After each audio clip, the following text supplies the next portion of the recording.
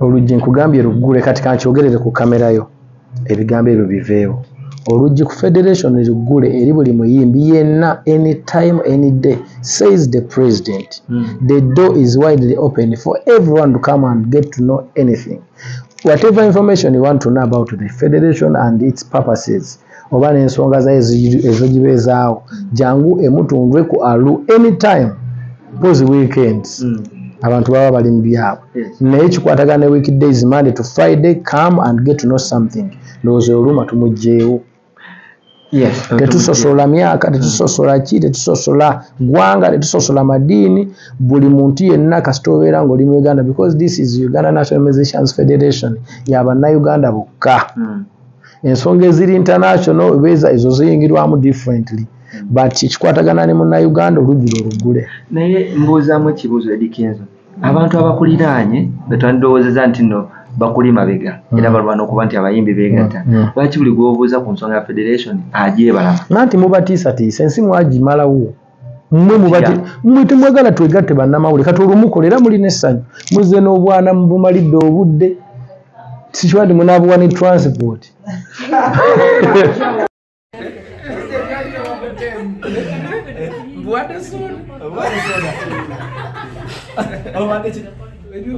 ate kati nkole kuogamba nti obawese nange neeya bweyi obwekitege niye obawa kafyuwe nanywa akantu n'atambula naye muli babi kasemba. Edikenzo oli muyimbi w'amaanyi era okoledde eggwanga eno ebintu ebyenjawulo ebirungi naye mulimu abayimbi abakulu abasooka mu music industry abeekanga abatakkiriziganyizza naawe ne federation okuli omukulu ediyawe agamba nti ebintu byammwe byemukola ebikola mwekka ate temwagala kwebuuza ku bantu abakulu nga bo. Honestly speaking, this is a federation. Mwami ediyawe mukulu wange oluggi ku federation eluggule bring your ideas era agamba gwe temubayita muyise officially muyise nkuyise taata na buli muyimbi yenna ali eyo olina kyoyagala okumanya ku federation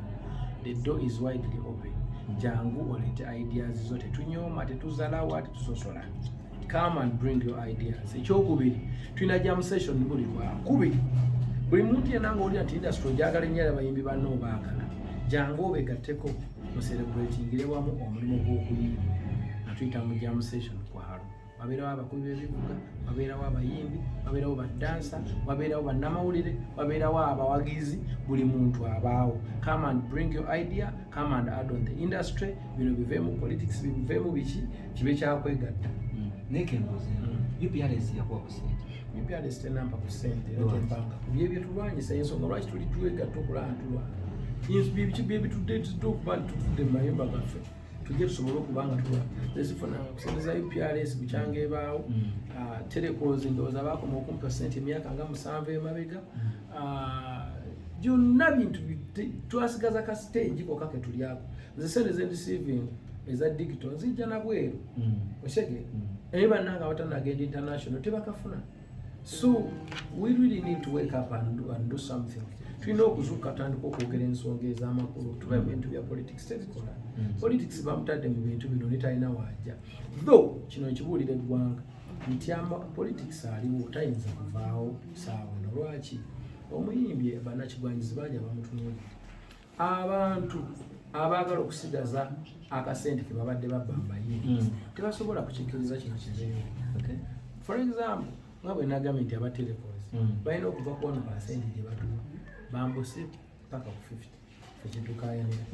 okutujja ku 1 okutuusa ku 50 mukwano gwange sente meka z'oboosoziza awo bafiirawo kati tebayinza butagula abantu genda mawulire tebayinza butawaayo oli miliyoni 10 genda yogere bya smart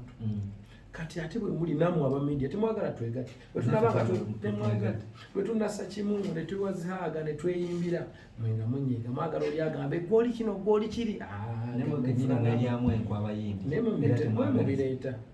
waliwo ne media olwaleero ezireeta obupapula abayimbi sayinyinga wano wamba tukuba ennyimba zo kati yosigizaita nti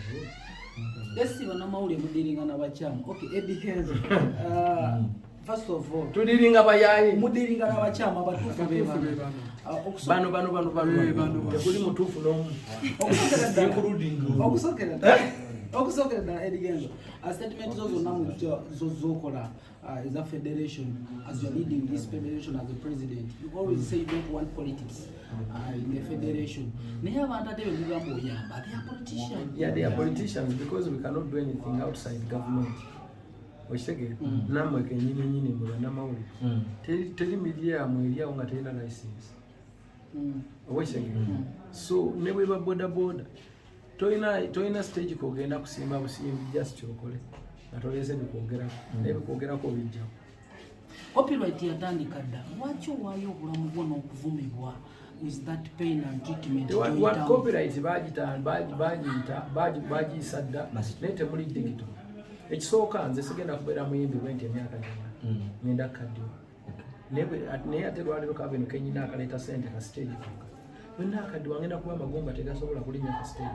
so nyingi enyimba ezigenda okuwa emirembe n'emirembe mingi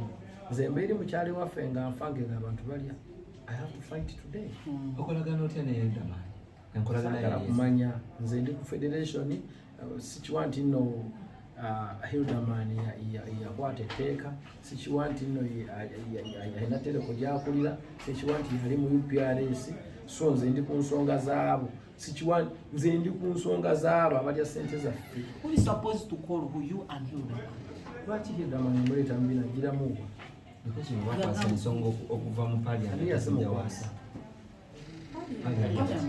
parliament yazimukwasa yena jana atuyita natugamba nti mujje tutule era awo twagala nze ndi wano ndi ku kyabayini kimanyi nga federation bwe kitegeera omulimu gwe bamukwasa ng'aba parliament kuba mabaka wa parliament agukola naffe ng'abayimbi twekwatamu omulimu naffe tukole bwe tumukwasizaako kiri tutambule. What will be back from Japan? Thank you. Naye okomeddewo nga tuli mu lutalo tumanyi nti Shiba munywanyiwo ate siini temukwatagana bintu bya politics ebya music politics music ekisookera ddala sina kyenyinza commentinga ku bintu ebyo kuba sinnabitegeera ate nze newala nnyo okwogera nga sinnategeera so mulinde kumala obitegeera nkyali ku research sinaba kubimanya simu kijookwata Nokia iPhone ne Nokia ozisinga kwagala ki zinaba amasimu sibiri okwata simu nyina abaana bankwatira amasimu era owulira mpita buyisiba mwana gwe naye kijotira okukwateka mu ngalo kankubuulire tulina wetutuuseeko ewatono ebintu ebimu batuyambako wajitewa. So Cindy is Nokia, Shiba is iPhone, as they stated their statement. No, they sijja kuvuma abantu. Tusakwata kimani being. Muyite sikate simu. Ati ebisobola kifulumya kamwanga. Kadde mwangu. No, nze sobola kikola ekyo bibyamu. Shiba yavaayo n'apostinga n'agamba wano bwakutumbuza nonsense nze siri okuvuma abantu. Abo bonna abayimbi baggwanga siyinza kubayisa mu maaso bazadde bamaama ba anti basisita ate nze ndi brother. Kasobola kudda okuyita abantu bika by'amasimu. Era abantu nga bali mu kuva mu federation obuzibu buvaawa. Ani yavuddemu? Kigambibwa nti Spice Diana yavaamu, Matovu yavaamu, n'abasigadde. N'akugamba nti yavaamu. N'akyogera nti nze navaamu siriiyo. Kikiwuliranga. Muntu asobola okuba nga alina complain wano na wali. Naye nze sinaba kulaba ku muntu agamba nti nze navaamu ebisibiriyo. Buli muntu gweyagala okubuuza ku kintu kya ate n'ekyokubiri anti kati olaba abantu mwabatiisatiisa okitegere first and foremost mwe bennyini aba media temwagala twegatte mulya mu buvuyo fulwe twawukana mwe mukola like for example kati bamwazannya ebiki muzze n'obwana bambi mbulonze mubulekeseza emirimu gyabo mwe musobole okufuna content mwe mubipanga eggwanga mulyonoona bwe mwagala okuyisaawo ebyammwe eggwanga lyammwe mulyonoona eno ensi si yaffe ffe kanze nammwe abali wano ensi yaffe n'abaana abalijja nemwe mutuyambye eki kukola divide and rule ffe tetukola divide bulooza mwategedde mutya mwenna ne mujja nabo essimu zikubibwa nti tugenda wa edikenzi bwe tomala kubuuza nsonga ki abaana baabo bazze bye boogera nabo tebannabitegeera bulungi mmwe mwennyini mwandibagayirize kuba olunaku musiiba naffe mmwe eggwanga muliyambye mutya kati nyina ekibuuzo kye ngenda obbabuuza kati gweva ku bino bagamba nabiri bagamba gwe nga gwe federation ogirowooleza ki kwegatta bayimbi kufunamu abaana wabagambye esebo naye nga tebawulira bo tebawulira ebintu byemuzannya babadde baagala kimu kulaba edikenzo ebintu byemuzannya tebiriiyo babuulira mwe bannamawulire ebintu byemuzannya tebiriiyo eggwanga mulirese mu matigga lino eggwanga lyaffe nammwe edikenzo omuyimbi bw'abanga ayagala kulaba ggwe ne munnyonnyola nga tawulira nga ayagala kulaba mwandibalagiridde ku federation kuba mumanyiiyo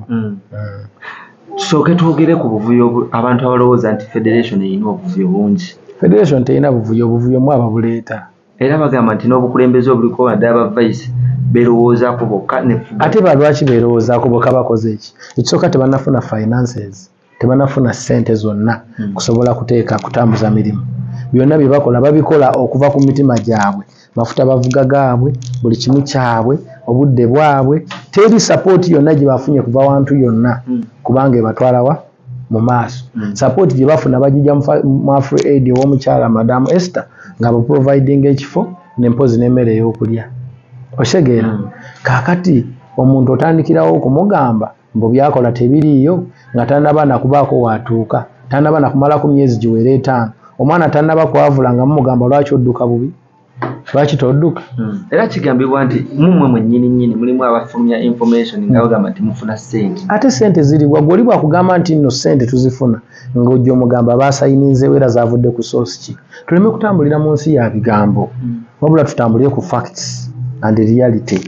tetukufunye byonna tugenda byogerera abantu bategeeze ensonga bazitegeere abasinga bagamba nti federation erowooleza nnyo ku muyimbi omunene bano abaana abato babalekawo era ne mukola meetings zammwe omuyimbi nga talina linnya talinnya mu meeting ebyo sibimanyi